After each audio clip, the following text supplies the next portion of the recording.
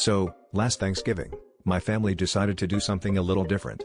My Aunt Linda, who went vegan about 6 months ago and won't let anyone forget it, volunteered to handle the main course.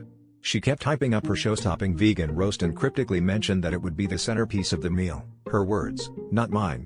When we arrived, there was this massive, beautifully arranged display in the middle of the table, an elaborate arrangement of roasted vegetables, sculpted tofu, and something that looked suspiciously like a log made of lentils. There were also decorative gourds, pine cones, fake leaves, and even a little wooden turkey. I figured the whole thing was just for Instagram. We started passing around the platters, and honestly, it was pretty good. The roast was a little dry, but that's kind of the vegan way, right? Everyone was raving about how realistic the stuffing tasted, and my cousin Dave was 3 helpings deep before he realized there was a weird crunch in his bite. My uncle started picking through the dish and said, "Linda, what spice did you use that tastes like pine?" Linda, who had spent the last hour basking in compliments, suddenly looked like she'd seen a ghost. That's when we all noticed that the centerpiece was getting smaller. Turns out, in the chaos of passing plates and pouring wine, we'd all started carving directly into the centerpiece display itself.